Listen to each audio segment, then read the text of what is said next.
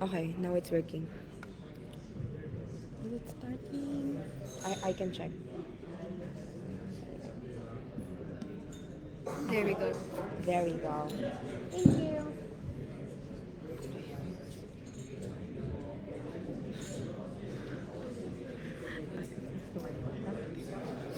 On the last.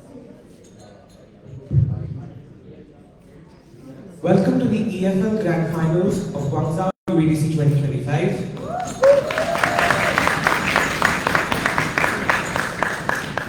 My name is Pranav and I'm the chair of this Grand Final.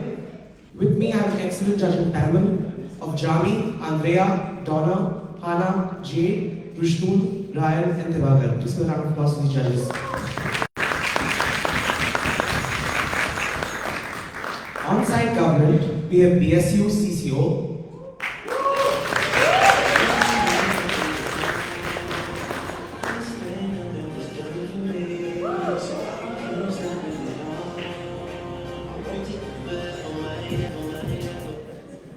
can we have team government introduce themselves in the studio?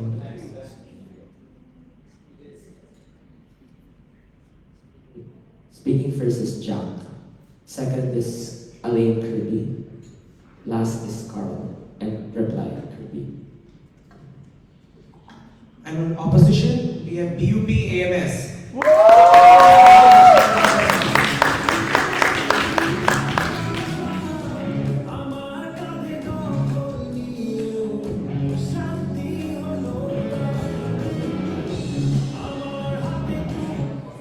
Can the team on opposition introduce themselves, please?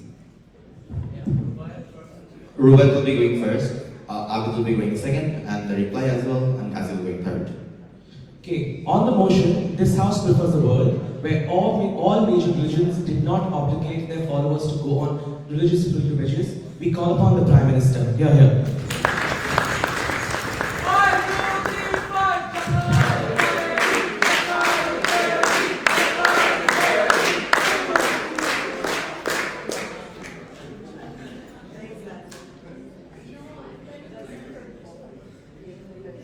Hello. Hello. Hi. Before I start, I'd like to thank so much people. I'd like to thank my, the Big Society. I'd like to thank people who inspired me. Shout outs to Henry. Hi, Henry. Yeah, we've been dating for months already. After this, I will ask you to be my girlfriend.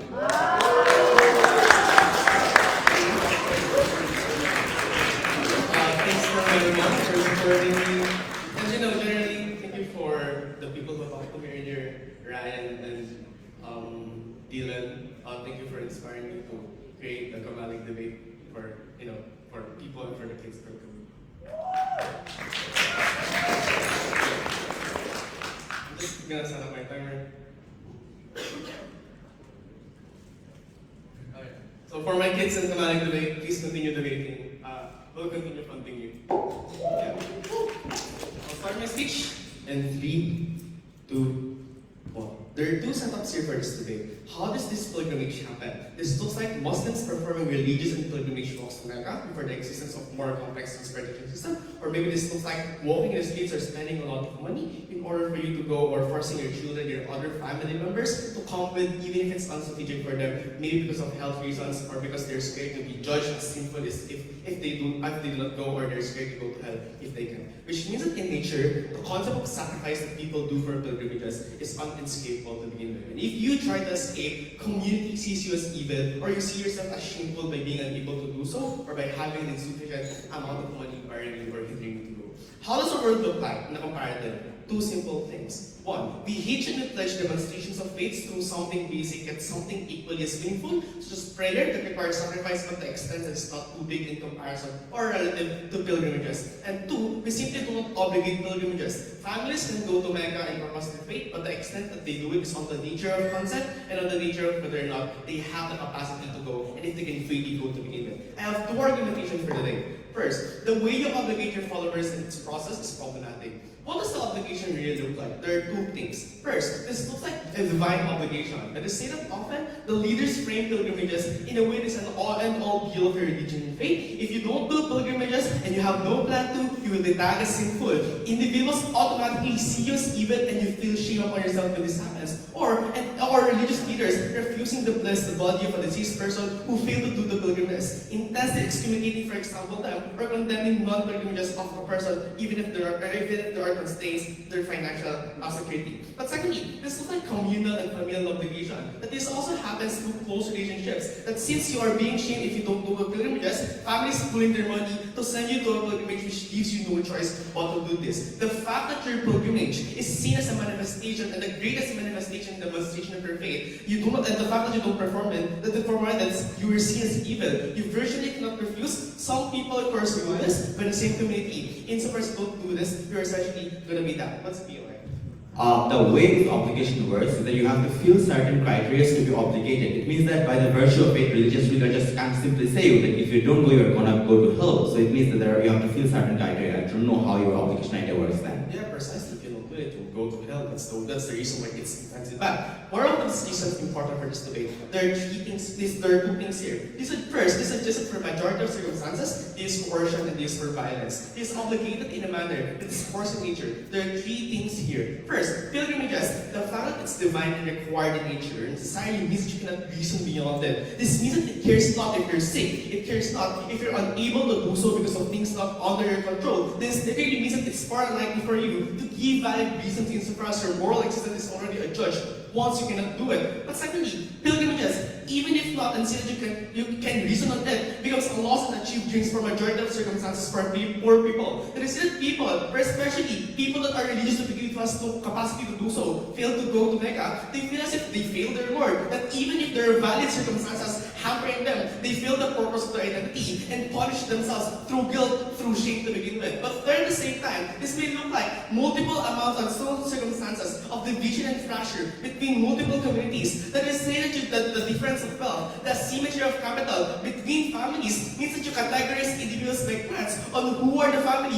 who already went to Mecca or not. What is just simple? That this is just beyond personal tagging or identification or discrimination, but this is also collective identification for families who cannot go to Mecca. These heightened conflicts because it now becomes inter-clan in nature. But two, the comparative inner side is very, very simple. The fact that you don't obligate but still is maintained as a soft goal for the followers means two things. First, it's highly unlikely for them to, if able to do it, feel like their chances into going into paradise is automatically lost to begin with. In net, this makes people less hurt in Christianity to begin with. It's far less likely for them to regret not going to or regret being poor in nature. But secondly, it's highly likely for them to feel at the very least, feel safe in their faith. That is to say that you free them up from a judgmental community that judges them and punish them based on their capacity to do things, to travel things, even if it's financial matters that are outside of control. The comparative of this is simple. In a world, we make it less likely for the people and the community to generally punish individuals based on capacity and based on things that they have no power over against. In this, they judge people. Argument 2. Why even if it's not forced, why the nature of pilgrimages are bad in nature? There's no way that a follower can do it based on multiple reasons, just money, health, and big sacrifices in order for you to do so. Which means that historically, pilgrimages have been intensely hard to do for the most people, especially because these are major religions. They're diffused in multiple ways, which makes location very hard insofar as these holy sites are fixed in nature. Like for example, diaspora that are poor, especially for example, immigrants and minorities from other countries who dodge and escape persecution, will for example earn a lot of money and earn a lot of capacity just to send their family or themselves to these holy sites that are far away from them. This is important for three things. One, the family priority in these cases changes from just mere social mobility, but you add and distort the goal of going to the pilgrimages, for example. You further add the burden of material expenses that instead of doing your absolute best in making more money for the university of their sons or daughters, you compel them first to go to the holy sites. But two, even if not, and say that family priority do not change and have the capacity to do so. In some cases, these are the same minorities who flee from persecutions that are required to go back to these holy sites, even if the places places where decisions are made upon are the people have the government who persecute them to begin with. What you do is that either they risk their safety and face violence or persecution simply on the basis that they are different by going up, or they get to be judged as sinful and absorb the same impact in my first argumentation. But three, even if not, it's just generally hard to spend a lot of money for travel. It's not as if your God will pay for all of your plane ticket and for your visa and all of these things. Individuals, we think, must not be shamed by not being able to pay for these things. All of these are to suggest that in their side, even in the moment where the obligation is not forced and not coerced, there's an inherent harm for those who are unable to do so. The comparative inner side is simple. Since it's not now obligated, and professions of faith is centered in your capacity to close your hands and your eyes, or to kneel down, or to do the most proximal things to you, means that the faith inner side is much more personal because everyone can do this. Thanks. The Honorable Prime Minister for that speech. Now call upon the Leader of Opposition. Go ahead.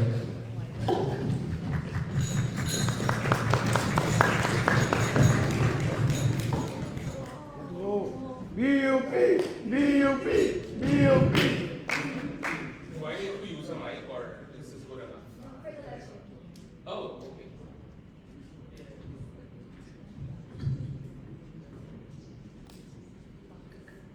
Hi, is this clear? Before starting my speech, a few shout-outs. The first thing that I want to note is that I genuinely wanted to have a Nikolai Angelov moment in this finals where I would badmouth my institution, but more specifically its alumnus. But I'm not going to be doing so. My institution has been very, very kind to me. We provided full funding, so I won't be doing so. Just two specific shout-outs then. Firstly to my mentors, Adi, Julie, those who are incredibly grateful to you guys, but also to all of the online friends that I've made. Thank you to the DLS contingent, thank you to Revan TJ, thank you to your Apple Wase and Russian. It's instrumental to my growth that you guys have spent so much time sparring with me, giving me mental support, etc., etc. It means a lot.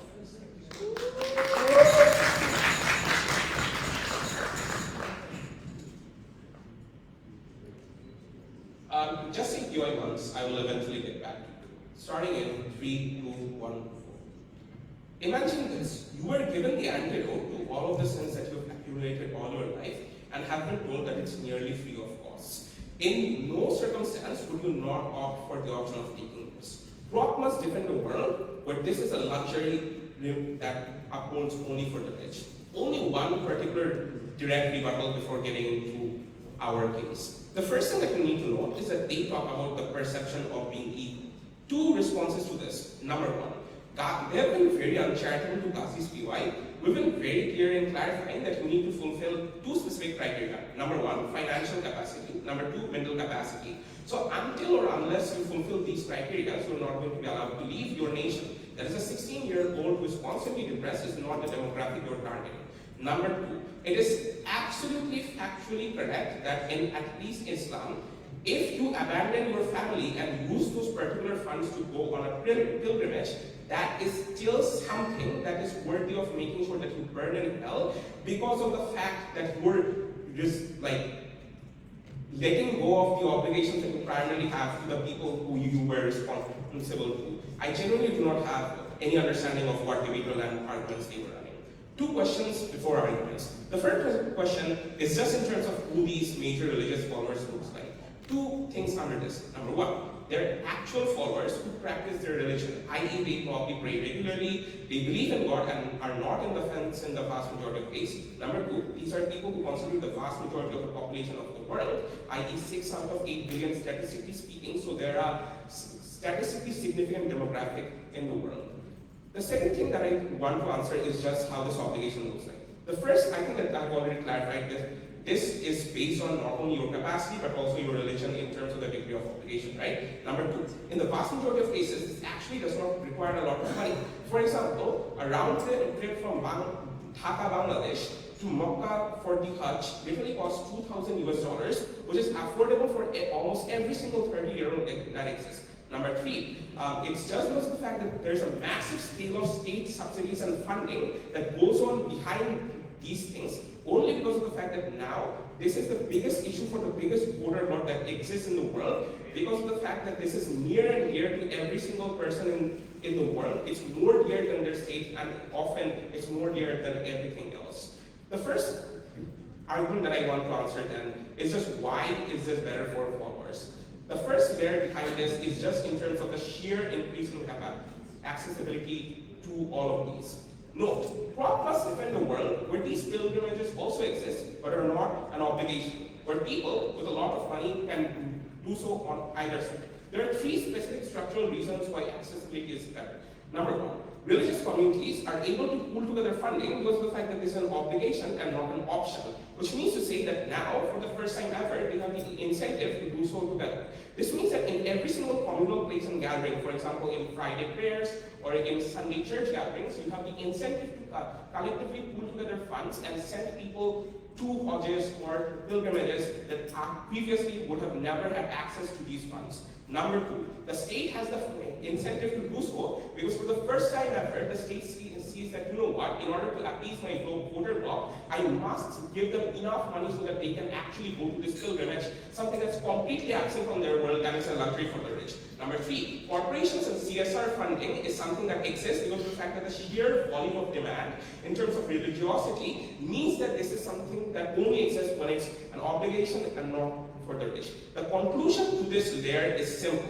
In our world, we have far more bodies who have not only the incentive to do so, but have the capacity to do so on the scale of billions of dollars for demographics that previously would have completely been unreached previously. The impact to this is simple plan. The vulnerable, for the first time ever in history, have the capacity to gain emotional catharsis, something that they would have never gotten otherwise in the status quo. The second layer behind this is just in terms of emotional catharsis that you're able to get. Note, the biggest fear that every single religious person has is a fear of burning in hell for eternity. It's the image that's ingrained in your mind in terms of having hot lava poured down your skin for the rest of your life. The problem is that if every single person probably commits sins, I know for a fact that Chami here does a lot of it, even though he tries his level best. Which means to say that every single time a person does a particular sin, it means that they visualize the particular scenes that they think of in hell that have been taught from in childhood. This cripples them emotionally and leaves them with emotional baggage that is often irreparable. When this obligation inherently exists, for the first time ever, they're given a chip out of this. That when you go to the Hajj, you're going to be a clean slate, you're going to be equivalent to a small child, and all of your sins are going to be absolved. Well, if millions, if not billions of people do the Hajj every single year, at best one or two people might be murderers or something along the lines of that. We believe for so many people who have had their emotionality crippled, this is a substantial weighing that must be addressed clearly. But the thing about this is that... Yes? If these are sacred places, and this is just so important for the followers on the ground, then the incentive to increase access is symmetric on both sides. It's not inherent to obligating the followers for you to I increase think that access. you do not understand the concept of obligation. The concept of obligation is something that you must do. The concept of something that's not obligated is something that you can do for brownie things. I.e., something is great if you could do so, but something is a must. Something that's absolutely essential for your religion if you have the mental capacity, if you have the financial capacity, if you want to absolve yourself from all these sins, if you genuinely want a community that you can fall back on, that you can go through together, right? The third layer behind this is just in terms of increased unity and understanding in terms of the community. The thesis behind this layer is in terms of contact theory, where in a world that has so many ethnic, racial, and class differences within religion, when an obligation exists, the scale of this, for the first time ever, allows these people from the same religion to go together, to talk together, to bond over this centralized religion on one specific location for a really, really long period of time, right? This means that under the realm of God, the ultimate unifying factor, for the first time ever, these people are able to talk about issues that would have never been raised. These people are able to integrate with each other in a world that's getting even more and more polarized every single day, where every single difference is somehow related to political polarization. This directly flips their case of, oh, minorities, this, that, family, blah, blah, and stuff like that. This means to say that we win, firstly, on contact theory, secondarily, on so many front ends, but lastly, in terms of community. Never been prouder of this. Thank you. We thank the speaker for that speech. Now call upon the Deputy Prime Minister. Here.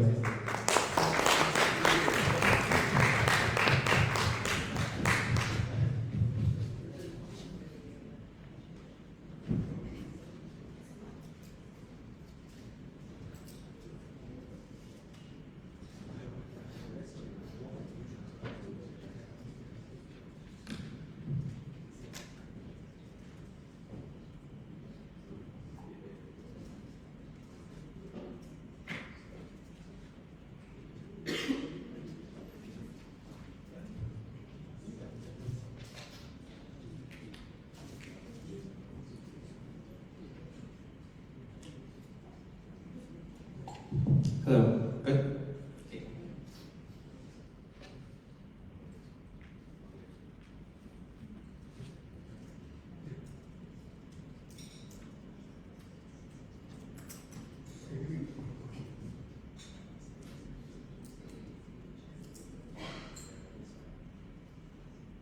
I'll just give a couple of shoutouts. The first is to my team, to the rest of PDU for their support. Second is to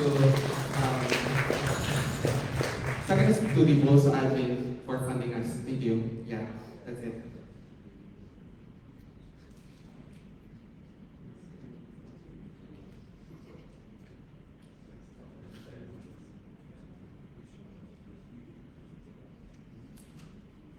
Religion has always been about the people. If in fact you look into the origin of what religion is, it roots to what members are, what communities do, and how faith interacts with these very people that they seem to not defend on their side of the debate. I think that the tipping point is not whether or not you get emotional or religious catharsis, because we pointed out a couple of comparatives as how you can still do this from our side of the debate. The tipping point is whether or not are you able to protect the vast majority of the interest and the welfare of the community, of this religious community on the model of opposition. There are three things that I'd like to do with this speech. The first is just directly flash from the film that comes from the previous speaker to suggest that, okay, on their side, you have the financial and mental capacity and that it is far more accessible on their side. The next thing I'll do is discuss how does the obligation interact with faith and the ways in which it is demonstrated by the people. Lastly, I'll discuss that even when you don't believe Prime Minister on the idea that pilgrimages are often violent and the very idea that it's not as important, why are pilgrimages not as important compared to other ways you can profess faith? And this is where I'll discuss what are then we willing to obligate people to on our side. The first thing I would like to respond to is the criteria of obligation to suggest that it's just about financial and mental capacity. Guys, it's a matter of perception, right? On their side, you have to defend how these things can be positive. At the point in which people are able to pursue pilgrimages, they have to first build the logic as how they're able to have that capacity in the very first place. They said that people in Bangladesh can go to their pilgrimages. Yeah, people in Bangladesh can do that, but this is a universal obligation for the vast majority of religions. So for people that are not close to Bangladesh, not proximate enough to these pilgrimages on their side, I'm not sure as to whether or not they can access these things, these types of pilgrimages. Second, their best case also suggests that religions pull their resources to suddenly fund all of these pilgrimages, right? I'd like to just intuition check this, right? Obviously, churches prioritize firstly the needs of their members, things such as medical needs, things such as charity, which are far more proximate needs of professing your evangelism, right? So I'm not sure why so suddenly there's a shift in priorities for the churches coming from their side of the debate. But even in the best case, that this is very much likely under their side of the debate, I'm unsure as to how these major religions will have the ultimate propensity to fund every single one of you who want to go on a pilgrim, who want to travel somewhere else to be able to profess your quote-unquote fiscal catharsis. And this is where I engage, right? Because they seem to presume that your catharsis as a religious individual is hinged on the fact that you can go on pilgrimages, right? The question I want to forward is, do you have no other means to access catharsis that's less taxing, that's less inaccessible, right? We pointed out a couple of structural mechanisms why pilgrimages are far more inaccessible for the vast majority of individuals, and they don't seem to respond from their side. They just said that it's not something that they can understand, but I think that PLO has to salvage a lot of this. The first discussion then, how does the obligation interact with faith and the ways in which it's demonstrated? Guys, this debate is all about extent. Regardless if this is a HPO world motion where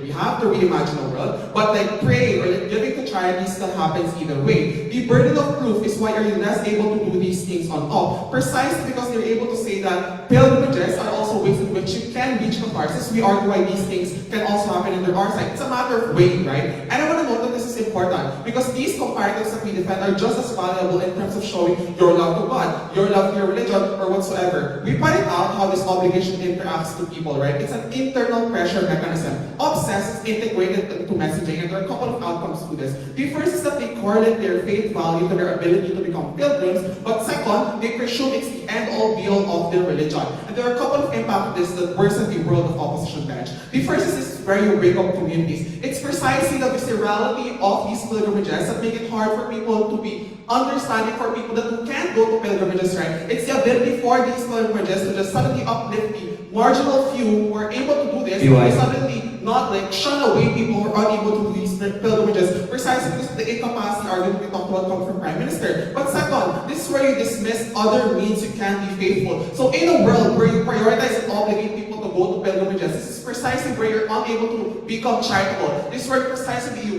disprioritize praying, for example, or building ministries, building far more proximate religious communities that are more tangible in terms of showing catharsis, more precisely because of how these things are like closer to people. These are far more accessible in ways in which you can profess your faith on our side. But second, even when you don't believe PM, why are the pilgrimages just not as important compared to other ways you can do? You can profess your faith, and why is it far more better for the members on our side?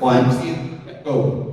Pilgrimages are the only way in which if you go, you can remove all your sins and come back like a child. No other forms of catharsis that you're talking about can make you feel like that. Why the distinction that you're saying is actually incomparative. You have baptisms that generally wash away your sins, and this is at a point in which you're able to clean up your slate and become a new, this is why you have a born again Christian. When you undergo baptism, go to a river, then they need to do all of these things. And that's precisely where you can also get catharsis under our side. But second, this is where you get the rise of ministries, where people build communities to be able to become more closer to each other, closer to the ways in which they can reach to God, pray to God, or whatsoever. I'm just not sure as to how this is likely going to happen on your side. We talked about coming from Prime Minister, why you have physical and financial restraints, right? Their only response was you can make it accessible anyway, but don't provide structural mechanisms as how churches are likely going to do this. But even then they can do this. We argue why this is not going to be as sustainable as they seem it to be.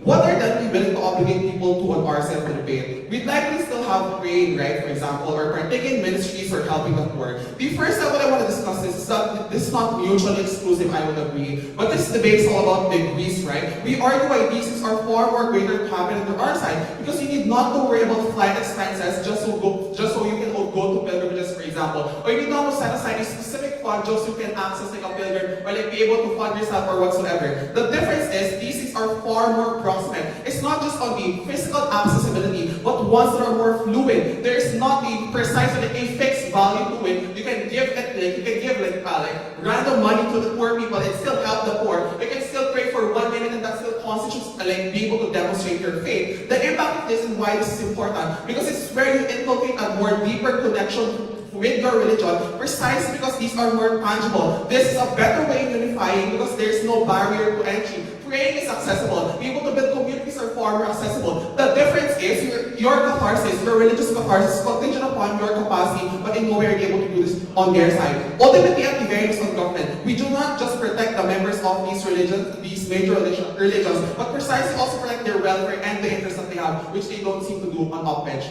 For all of these reasons, government.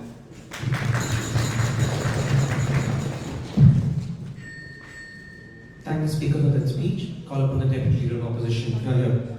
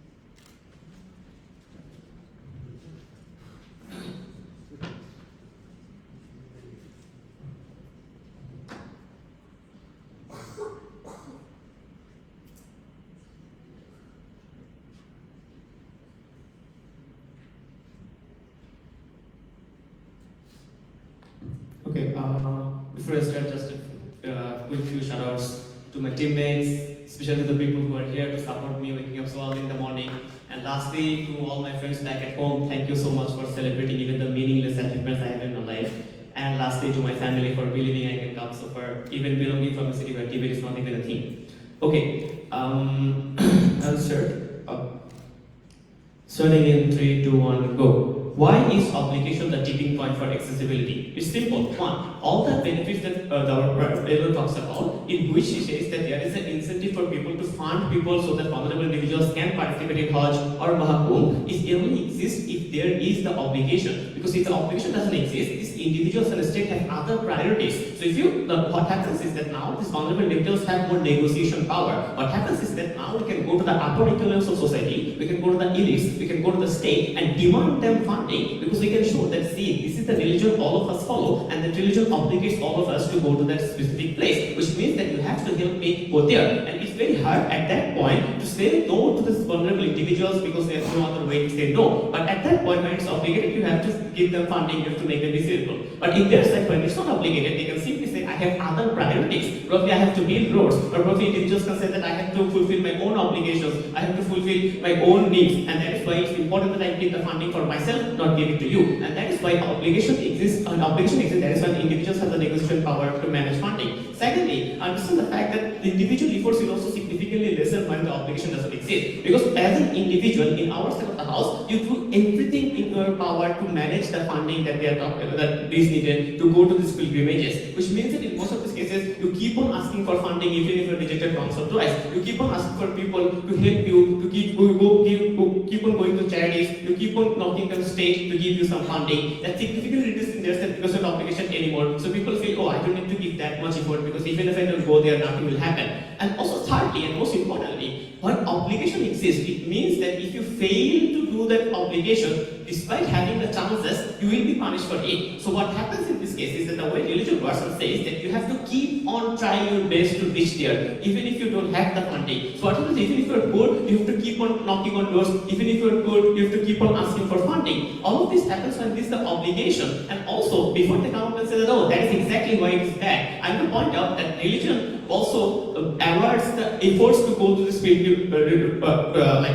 sacred places, right? So even if you fail to go in these places despite trying your best, and religion says that, oh, I will consider it because God is all seeing and all considerate, so of course we'll consider the situation. But if you don't try, that is bad. Which means that individuals don't try hard enough, people have the incentive to give you funding, accessibility only happens when there is the obligation, the importance is not enough. But secondly, I have to point out that another reason why accessibility is more on our side is because of the states that host these pilgrimages and holy sites will also have the incentive to keep it cheaper. Simply understand, India or Saudi Arabia, who has the most pilgrimage sites, will try to make sure that the costs are as low as possible. Because if the costs are significantly high, they have to face huge amount of backlash from the religious community around the world, right? So if flight costs, accommodation costs, and transportation costs of going to these places are significantly high, that means that we question the states that host these pilgrimages and say, why are you doing this? Why the cost is so high? They will face huge backlash and want their reputation to get hurt. But secondly, most of the leaders in the places where the governments of these countries are also people who definitely care about religion, even if not for themselves, they care of religion because of votes. They know that most of their voters are religious voters. So they will be very angry if the costs are significantly high.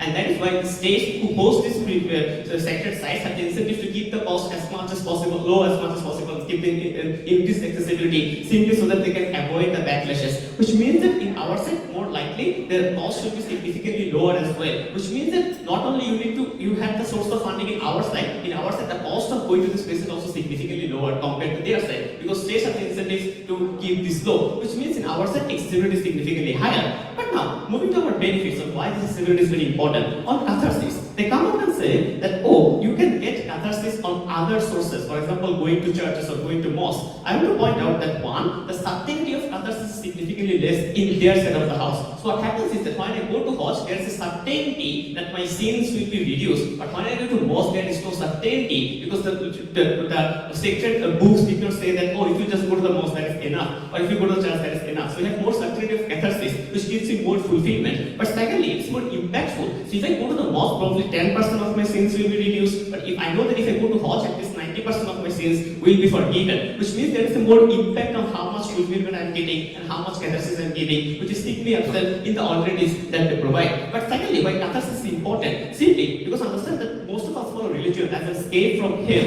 or escape from art, which means that the art that we live in, beside the reason that our parents gave in that, oh, we need fulfillment, we go to heaven. But most importantly, understand the fact that a lot of the individuals that live in the current art, they are vulnerable. We don't have control over our lives. The state controls us. Most of us belongs from ethnicities or races which are constantly being discriminated against. Which means that a lot of us feel like, okay, maybe in this world I am being vulnerable, but God is there, and if I follow His path, in the afterlife I will go to heaven, which where I get everything that I need. And that heaven is only guaranteed in our side when this catharsis exists. Because most of us unknowingly or willingly or unwillingly do a lot of sins. And these people feel like, if I cannot remove my sins before I die, that means I'm not going to heaven. That means all my life, the only thing that I dreamed of, the thing that I most want is heaven in afterlife, will not exist in our side, because there's no guarantee that sins will be removed and will go on. So which means that in our side more catharsis, and that is where the goal of following a religion is even fulfilled at the very first place. Now lastly, on unity. Yeah, before that, please.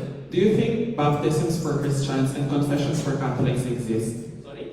Do you think baptisms for Christians and confessions for Catholics exist? Yeah, I don't know why that's important. Okay, so on unity, understand the fact that why unity is more happens on our side. Because one, in our side, people from diverse culture, ethnicity, religion, and economic classes unite to the same place. This is important. One, because this creates a sense of equality and equity among the people who go there. So even the most vulnerable people go there and see that Anand Ambani is having a shower right next to him. Or even the most poorer Muslim goes there and sees that the most billionaire or the government officials is right behind them, following the same procedures in the same business. It creates a sense of equality among the most vulnerable individuals, that my religion gives me equality, my religion gives me respect. But secondly, there are more discourses happening in those places, because now I get more chances to know about the woes of the people in other places of the country. This is where Palestine become important. This is where the persecuted Hindus in Bangladesh become important. Because now I am disobligated, most of them somehow managed a way to go to those places. And then it becomes possible for them to send their woes, to communicate their problems to the other people, to the other Muslims, to the other Hindus around the world. This is where discourses happen. We see oftentimes prayers being held for Palestine in Hajj, prayers being held for the persecuted Hindus in Bangladesh, in Mahbub. This happens only because these people, because of obligation, can overcome the barriers of participation and reach to the place at the very first place. And that is why we have more political capital for these persecuted minorities in our side of the house, which also protects the most vulnerable. Very proud to propose.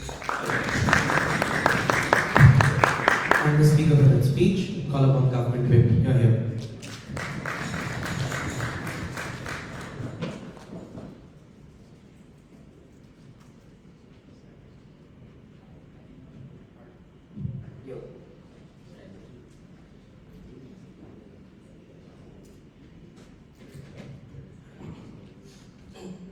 Before I start my speech, I just want to say that I always believe debate is more than just a sport. It has always it's always beyond the four corners of our debate rooms and four speeches we do. So whenever we have the chance to speak up, let's contribute to the lessening of the suffering of people who are violently killed in wars and conflicts and things that are systemically disenfranchising them. I'm gonna start my speech. 3, 2, 1. Okay. 1. There are 3 things I want to contend here. First, I want to engage in the contention that, is this really a violent thing done all throughout history? The first response we hear from opposition was to suggest that you need to achieve certain criteria to actually do pilgrimages, and therefore it means that people has to have capacity first before they can do this. 1, this is not true, because this is sidestepping from the historical analysis we did from Prime Minister. People and African Muslims will still have to walk from North Africa to the Mecca in late history. People within Indian Muslims will have to walk within Middle East, so that they would have to be able to join pilgrimage and be able to participate in these sacred institutions. What this means is, even if there are forms of criteria that says you have to have the capacity to be able to do this, This is a product of the progression of all these religions that are just recently done in the most recent history possible. What this means is two things. One, even if in the instance that this is true, we still prefer a world where it's not obligated. Because we still prefer a world where people in history will not have to physically walk from North Africa to Middle East and will still have to get the hunger. Will most likely, some people would have died in pilgrimages that are people who lost their faith or people who just wasn't able to achieve the sacrifice or these sacred places that you would have done because there's no clear criteria on this in history. But second, even if in the instance that you say that there are current ways to actually do this non-violently, we say that this is still generally violent. Why? Because one, you still get forms of persecutions or subtle social conflicts from many different things that you cannot control. So even if you say that, oh, religions do this based on criteria, you cannot control the way people treat you within your own religion. And this is what Jack's analysis is. Even in the instance that religious institutions become more and more charitable, we explain why a lot of people within your religious institution or major religions are still more likely trying to persecute you. Or, in the worst case or the immediate cases, it's still isolation from these people who were able to achieve, were able to do pilgrimages and, just go to their sacred places. So most likely this is still violent, and they never responded to all other instances of violence we explained. No, the way of it is simple. It's still important because these are things that are violent to your faith. And if we are talking about followers who wants to protect their own faith, then all forms of violence, whether or not it's minimal or at the maximum level, has to be protected. Second, will this ever be good gradually, or is there really forms or mechanisms to actually make this accessible? The first thing they explained is there's an increase to access to these things because there's an incentive for a lot of institutions to make this accessible because of the obligation.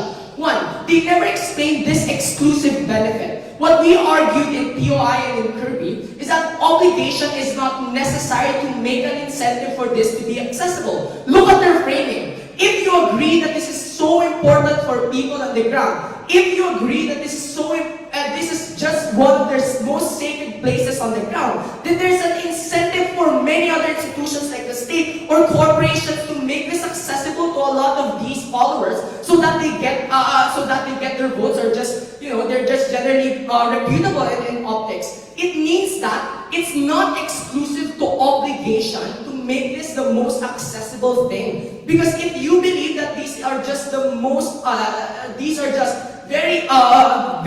important for people on the ground, then there's still some incentive for a lot of these institutions to cater to their needs. What's the margin? Maybe there's some margin on their side because it's obligation. But if you agree that access is still able to be achieved on our side of the house, you still trickle this down to a lot of people who are incapacitated. So you don't need the obligation and the violent process of obligation for people to be able to access this. Which means that on their side, they have to trade off some form of violence so that they can get some increase of access. On our side, we still get access without violence. You have to vote for the ones that does not do any violence. The last thing I want to contend and engage with is on catharsis and is on emotional catharsis. One, they said that when you do a lot of these pilgrimages and we obligate them, it means that there are a lot more people who are going to participate, and therefore they will be united, and more so, it's something that will give them the catharsis in the first place. One, we contend that catharsis is dependent on your emotional and physical status, which means that we explain why obligation in history has always been emotionally violent to a lot of people. It's a lot of religious leaders trying to peer pressure you. It's a lot of religious leaders trying to threaten your family if you don't join pilgrimages. Maybe to some extent this is not happening now, but there is a PHP world motion, which means that we still would not want that to happen to all these followers on the ground. So if these are the emotional ways by which you pressure all these followers in the first place, I don't think catharsis is achieved. Maybe because if people feel so obligated based on pressure to do this, it means that it's not catharsis that they're actually achieving. It feels like going to church on a Sunday when your mom is trying to push you just to go to church. It will feel like you singing in your music ministry even if you do not want this because your religious leader feels like you are a sinner. It means that a lot of these we can't illustrate this, but a lot of these emotional achievements they get is something that's casting a shadow of doubt of what's the status of people there. But they said that it's so sacred, and this is the only way you can wash your sins, etc., etc. One, this is contingent to obligation. That's why it's so sacred. That's why they feel like it's the only way they can wash their sins. It's because you are living in a world where a lot of major religions obligate you to do pilgrimages. On our side, when you don't obligate them, there are many other ways you say you can do sacred things. You say that you can still save yourself. You say that you can still not go to hell. In a world where it's not obligated, there are many different options, and this is going to be extension, where you can save yourself from going to hell. It's in a world where it's inobligated to actually go to do pilgrimages, where you have to feel like you have to go to these sacred places in the first place before you can go to heaven. So their analysis of catharsis is self-defeating, or something that's something that's just very circular in the first place. What's the conclusion? One, we will divide as issues and they never contend on this. Two, it's already 7. Two, even in the instance that you actually get some access, the way by which we achieve this without violence is still something you should vote for.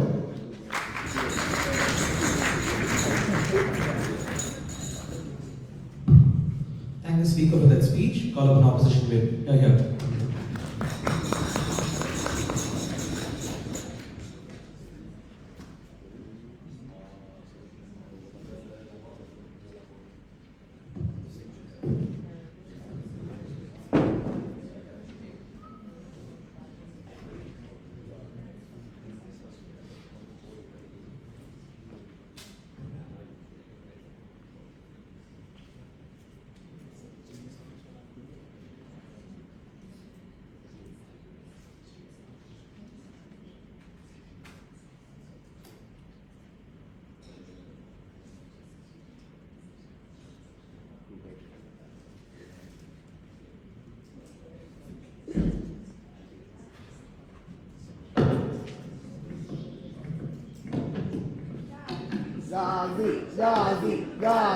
Hello.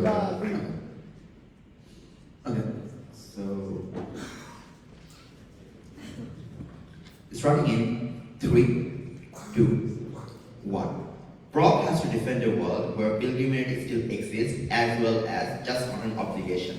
Meaning, it stays an option for people to opt in. The reason staying it is an option is problematic. Is the value of this Hajj or Muharram is still very high in this religious values. It means that it is still valued as a very meaningful thing to attain. The problem in time is that in their side of the world, rich are the only people who can extend, and they feel, oh, we're superior because we can extend. The problem what changes on our side of the house is that now it becomes more accessible. Now it becomes easier for people to opt in. It is important because understandably it will increase more people accessing these meanings. But also note, panel, it is important. If they're framing something like that, it is important but not meaningful. Then they undercut their own argument, right? Because if you make it believe as like, oh, this is very important, then still people feel bad when they cannot access it, right? If their argument is about people feeling bad, then it doesn't change under proposition mentioned as well. The first thing that I'm going to answer is that how obligation works and how it's actually better on our side of the house. Their framing is that there's so much pressure and oh, it's so bad. There are 3 things that I want to say here. The first, in terms of you to be eligible to do these things, for example, Hajj or Muharram, you have to maintain and fulfill certain criteria to actually be eligible. 1, if you're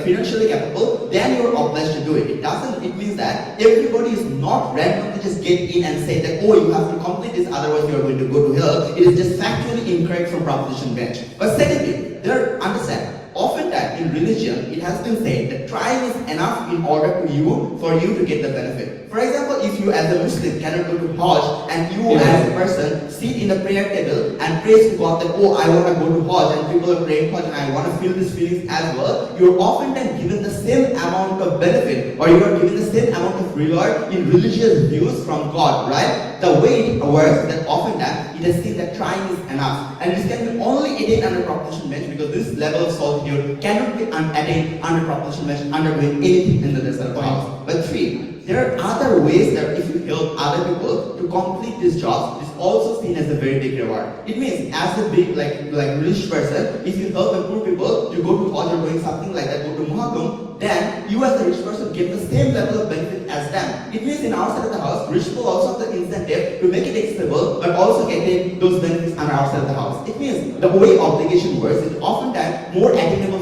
for so many people. I'm just not sure that why it's so bad on that side of the house. But let's just talk about obligation is so bad. Why accessibility increases in our side of the house? The first thing that I want to note here is that there are three levels of mechanization given from leader of the opposition, which was not challenged at all from proposition match. One, in terms of community funding. Two, in terms of state funding. The lastly, in terms of corporate funding. They did not respond to any of this. Means that is a direct concession to our case that increases like accessibility increases in our side of the house. But what I would like to put in is two more things. The first one is that in our side of the house, if it is pricey, there are pressure that exists to make it more accessible. For example, in Bangladesh, the price of Hajj reduced to $2,000 to $6,000 because understand there's just simply more people putting in pressure. But two, also in our side of the house, things like Muhakum and this things like are not that pricey as well. The tipping point here is that they say, why do we need obligation to make it accessible? Guys, the reason in life this is a tipping point is because when this is an obligation, the people who follow religion are now much more interested to make this change. But two, they are not obliged to make this change because understandably, this is their religious duty, this is their religious obligation that they have to fulfill. This is why in our side of the house, why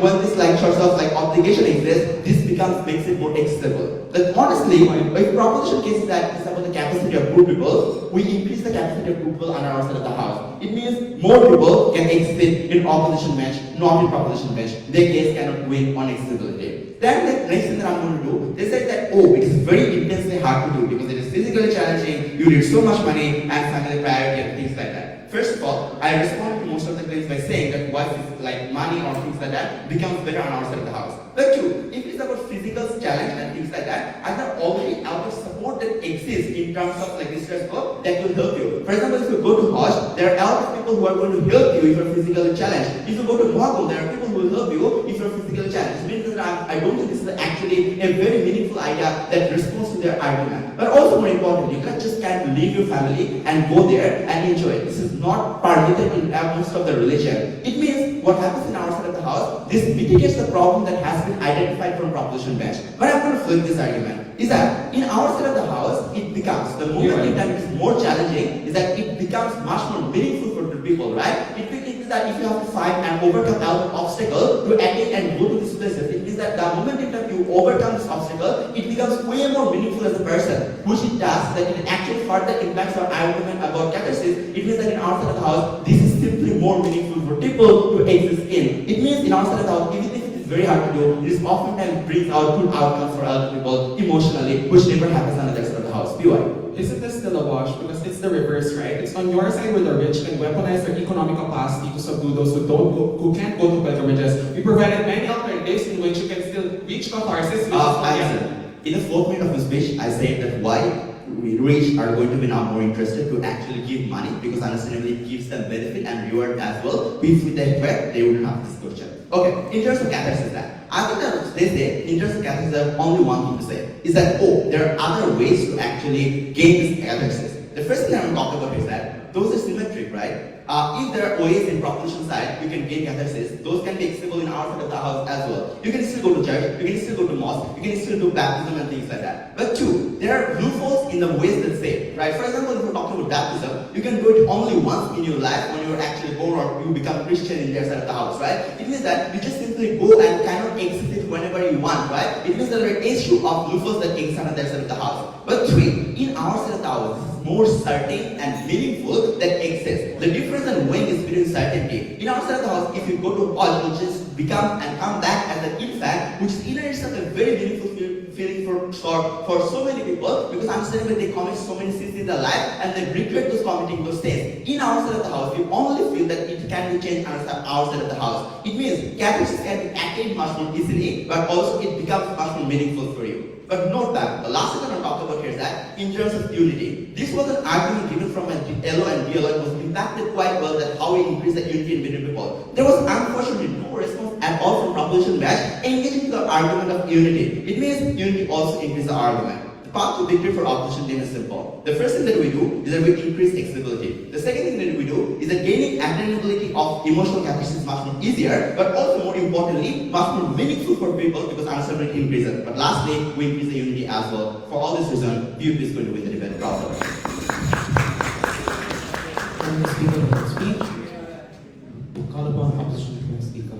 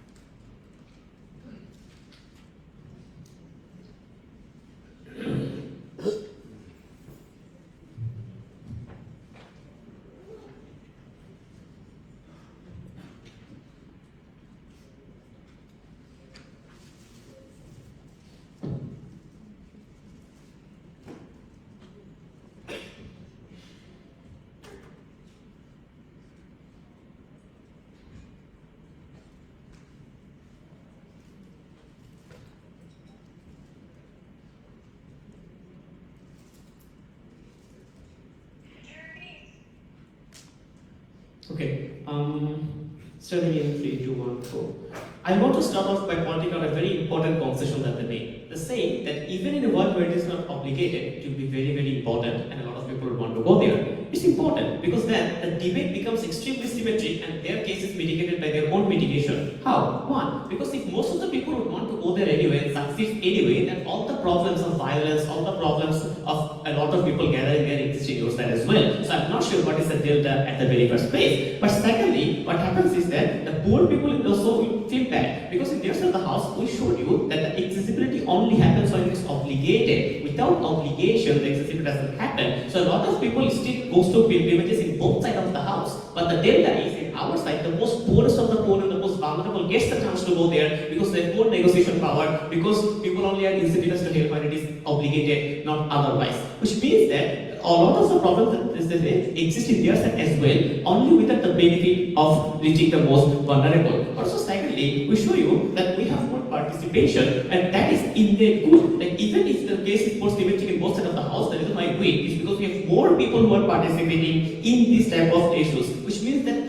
now we have more political discourse and more political unity and more catharsis and all the other benefits that we're talking about. So if you're weighing on number game, more people are getting the benefits of pilgrimages in our side, less people are getting the benefits on our side. On number we already win, and secondly on vulnerability we win as well, because the most vulnerable are the one who will be most likely to be excluded if they are not going there. But secondly, I'd like to point out an important medication that we take out in case I wasn't clear. We say that in the process of religion, the efforts also count. So in the absolute worst case scenario, where we accept that there are a lot of people who will not be able to go to the pilgrimages despite trying their best, even outside the house, still they will be rewarded, because the way religion works is saying that you should try your best, you should keep on trying, you should keep on knocking on doors for funding, and in the worst case if you fail, I will still reward you for trying your best to go to these places. And that only happens when you're obligated. So if there's no concern about the most poorest individual who cannot go to pilgrimages in our side, I think we protect them as well. But secondly, understand the fact that, which is very much well pointed out by Ghazi, which is the concept of pilgrimage exists and is important in their side, which means that all the benefit, that means that the catharsis and benefits are also existing, which means that the rich people and even the poor people also value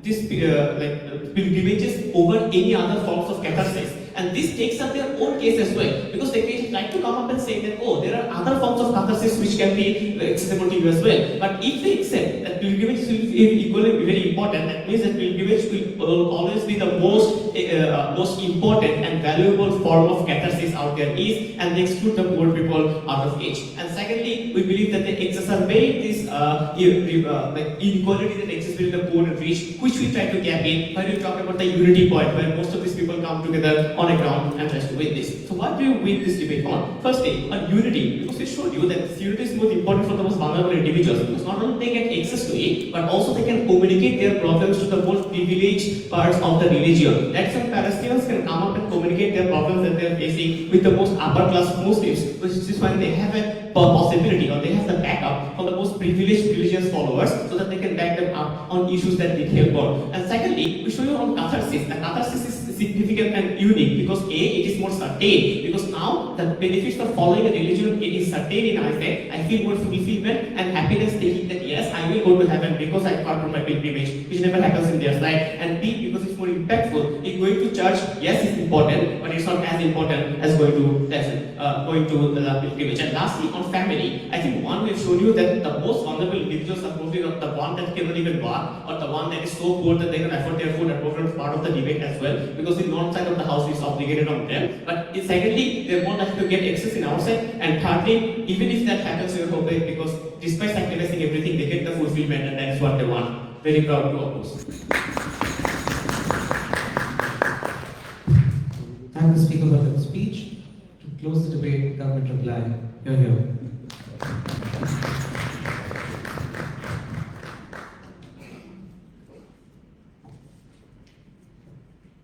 Oh wait, I forgot to give a shout out to my mom, my dad, and my sister who may be watching the live stream. Yes, thanks. Okay.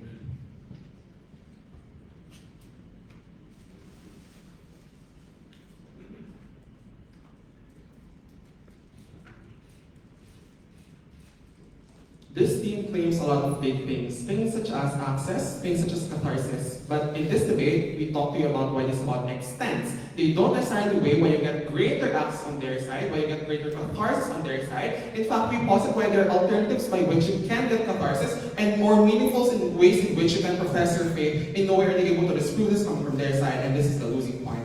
What will I discuss in this speech? Firstly, let's clarify what a comparative is. On government, we do not obligate to go to pilgrimages, right? On their side, they have to obligate a lot of their members to pursue pilgrimages, to travel across the world, for them to access this whole grand religious place that they seem to defend on their side. What's the difference then? The first thing I want to know is that when you do not obligate this pilgrimage on our side of the debate, it means that there's a decreasing trend by which church leaders and these institutions profess and obligate people, right? This is why I provide you a lot more alternatives by which it's not more taxing for these people. That's not more that doesn't really cost a lot. Things such as helping the poor, things such as praying, which are far more accessible means to profess your faith. But second, pilgrimages are fixed, right? This is precisely what makes it worse. Added when it becomes an obligation. This is not just an obligation to one single member, but to every single individual that exists in these major religions, right? But second, if they want viscerality, we argue that it's not mutually exclusive, but explain why it's far more greater on our side, right? And I'll explain why this is true later on. There are a couple of observations that I want to launch in this reply speech. The first is on access. The first thing that we hear come from this team is to suggest that we can pool resources, right? The first question that we want to argue is on the church incentive to do this, right? We're talking about why these institutions have little to no capacity of being able to pool resources precisely because these aren't proximate things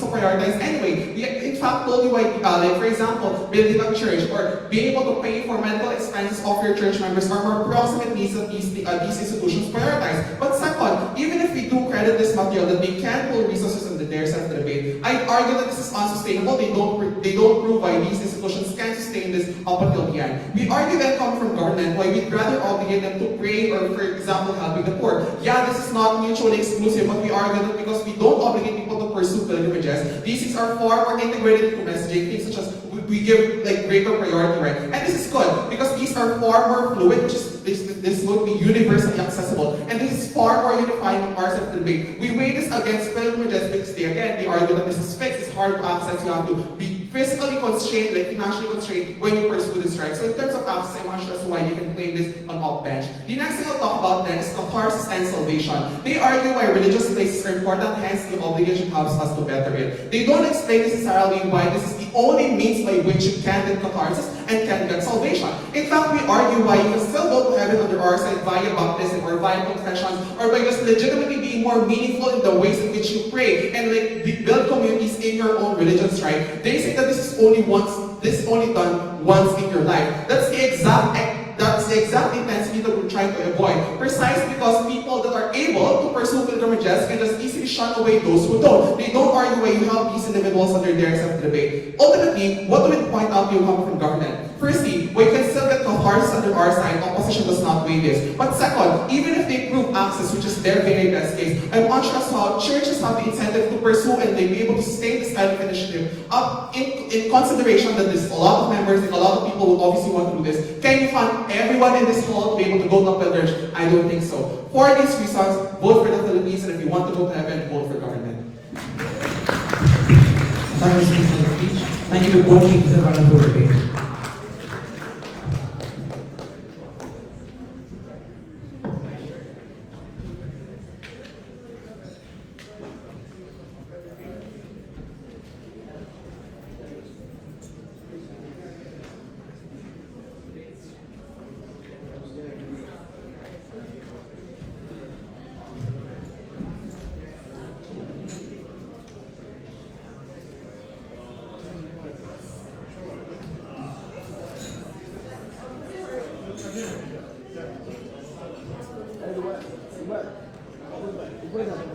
Igual.